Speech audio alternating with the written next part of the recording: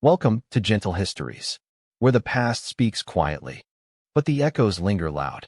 If you feel at home in faded letters, forgotten trails, and truths buried just beneath the surface, you're not alone. Subscribe and come with us as we listen carefully to the stories the world was too afraid to remember. They came on a Tuesday morning. Folded parchment envelopes, rough, hand-inked, sealed with wax, were delivered in silence to every doorstep in the village of Eldenbrook. No mailman, no messenger, no return address, just a single line stamped in red on the back. Those who are faithful will find the path. By mid-morning, the townspeople gathered at the church steps, letters in hand, brows furrowed. Each letter identical, inside a formal script. The holy pilgrimage of 1874 has begun. You have been chosen. Meet at the Old Mill Road on the morning of April 6th. Bring nothing but your faith. It was unsigned, offering no explanation. Eldenbrook was a sleepy farming village. Misty hills, thick woods, slow Sundays, and holy crops. Nothing ever happened there.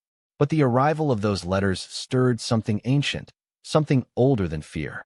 The next day, Pastor Elijah Moore, a man of 50, respected by all, read the letter aloud from the pulpit. His voice trembled. "There are things not written in the Bible," he said, "but perhaps meant to be understood."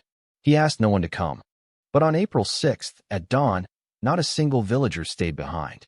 23 of them gathered at the edge of Old Mill Road, where trees began and the road hadn't been used in decades. But on that morning it was clear, someone or something had cleared it. Lanterns swung in the fog. Pastor Elijah led the line, Bible pressed to his chest. No questions. No hesitation. They stepped into the woods. As they walked, expectation gave way to unease. They expected pine-scented air and birdsong, but the woods were too still. The trees were unnaturally tall and straight. The path smooth, like pressed ash. No animals. No daylight shimmer through branches. Their lanterns glowed, but their light didn't stretch. They might have walked for hours. Or days. There was no telling. According to a diary found decades later, Lydia Cranwell, one of the younger pilgrims, wrote, "We walk through a forest that feels too still, like it's holding its breath."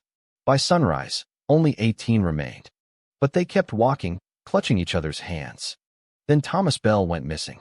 No scream. No fallen lantern. Just an empty space in line. Pastor Elijah ordered everyone back together. They did, whispering prayers, but the path didn't care. That night it rained warm drops that smelled of vinegar and metal. They pressed on. Back in Eldenbrook, a few who stayed behind awaited news. On April 10th, for days after the group entered the woods, more letters arrived, this time addressed to those left in town. Same wax, same ink. Same chilling message. You were chosen. You failed to answer. Your time has passed. And then people began disappearing from the village, quietly, without a trace. Beds slept in, food left half-eaten, laundry mid-fold. The town fell silent. 50 years later, in 1924, renovations in the old church uncovered a damp, leather-bound journal under the pews. It belonged to Lydia Cranwell. Its final entry read, "We reached the place. It was not heaven. It was not earth. The chapel waited for us, and something else inside. Pastor Elijah said not to open the floor. But we heard the singing. We thought it was angels. It wasn't. And that was all. Why did they all go? What waited at the end? And why did no one ever return? Not even to warn the rest of Eldenbrook. They had walked without rest for what felt like days." Lydia's journal, in the few legible pages left behind, gave no dates, only impressions. The fog had thickened, turning from silver to something like ash in the air. Their lanterns still burned, but the glow was shrinking. The deeper they went, the less light seemed to matter. It was as if the path was swallowing it. Food had never been packed, yet no one felt hunger. Time stopped asking to be measured. And the trees had started to change, no longer pine or oak, but pale, smooth trunks that curved gently, like bone. Their bark was cold and dry to the touch. No rings. No leaves. Lydia wrote that the group began to speak less. Not out of fear, but something more distant. Some said they could hear music, soft and strange, far ahead in the mist. Others whispered that they'd seen figures just beyond the path. Not walking, just standing. Watching, When the group paused, the figures vanished. But when they moved, they returned, always just out of focus. Then came the chapel. It stood alone at the end of a slope, surrounded by nothing but pale grass and silence. The building looked impossibly old. Its roof sagged in the middle, but not from decay, from waiting. The wood was gray and wet-looking, though there was no rain. The bell tower leaned slightly to the left, and at its peak sat no bell, only a small wooden frame, swinging gently with nothing to ring. They didn't speak as they entered. The doors opened without a push. Inside, pews lined the narrow room, all angled toward the pulpit. Everything was coated in a thin layer of dust, except for the floorboards beneath the pulpit itself. Those were clean, worn, as if someone, or something, had walked there again and again. Pastor Elijah stepped forward. He said, calmly, "We are not meant to stay here. We are only meant to see." He placed his Bible on the pulpit. It slid slightly on the wood, as though the floor wasn't quite level. No one moved. No one asked questions. That's when they heard it. From under the pulpit. Singing. Soft. Beautiful.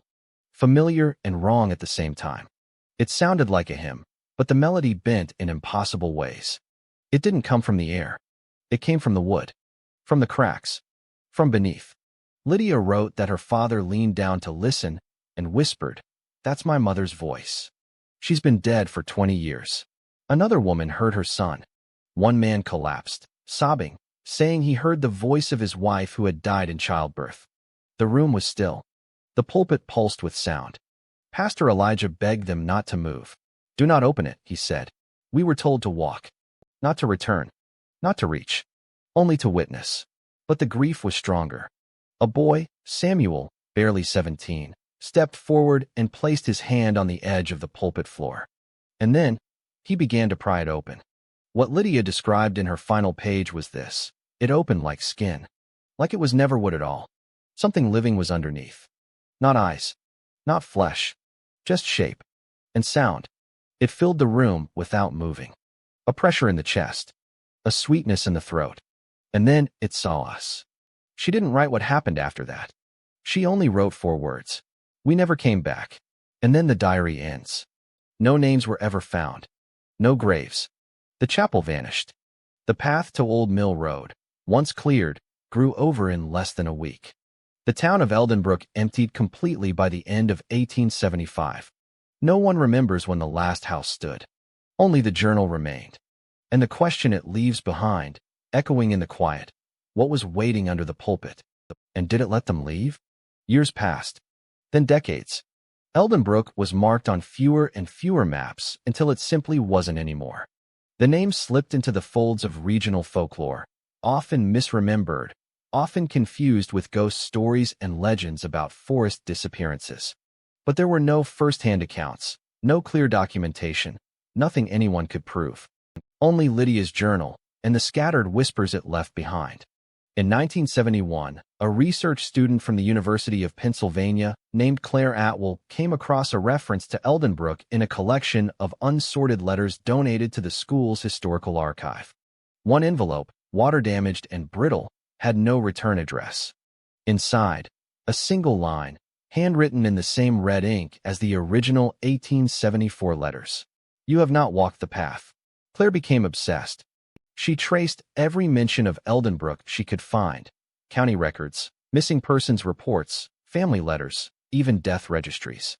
Most led nowhere. But one name kept appearing in the margins. Milton Graves, the pastor who found Lydia's journal in 1924. According to church logs, Pastor Graves only held the position for 7 weeks. After that, the church was shut down due to structural instability, though no official inspection was ever documented. Pastor Graves disappeared shortly after. His final sermon, according to the 3 elderly congregants who survived long enough to be interviewed, included only one sentence. Some doors were never meant to be opened, and some songs were never meant to be heard. Claire filed for access to the Eldenbrook church grounds.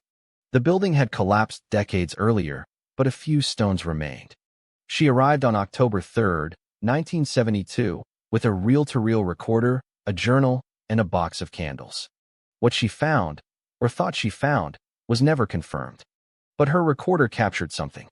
The audio begins with footsteps, slow and deliberate. Wind in the trees. The creaking of old floorboards. Then silence. At minute 11, there is a faint musical hum. It does not match any known instrument. It builds in complexity but never rises in volume, as if played from within a wall. At minute 16, Claire speaks. I don't know if I've reached the right place. There's no pulpit, only the foundation. But I hear it. It's not wind. Then more silence. At minute 22, she whispers. I think I can see them. In the trees. They're not moving. Just watching. The tape ends in static. The last half hour is blank. Claire Atwell was never seen again. Her parents, after years of searching, received a parcel in the mail in 1980. No return address. Inside was Claire's journal. On the final page, in a different handwriting than her own, someone had written, Faith brings us forward. Curiosity keeps us. That same year, a hiker 30 miles outside the region found a small wooden box embedded in the roots of a collapsed tree. Inside were 23 names, each handwritten. Each matched to the original pilgrims from Eldenbrook. Except one. The final name was new. Claire Atwell. Below the names was a single word, scratched into the wood. Returned. But no body. No bones. No proof. Just the names. And the sound that never quite stopped playing from deep beneath the ground, if you stood still long enough to hear it. Some say the pilgrimage still happens. That the letters still come, never to many. Just one at a time. On quiet mornings. In towns nobody remembers. And that somewhere, beyond the trees, beyond the path we were never meant to walk, something is still waiting beneath that pulpit. It sings. And it remembers.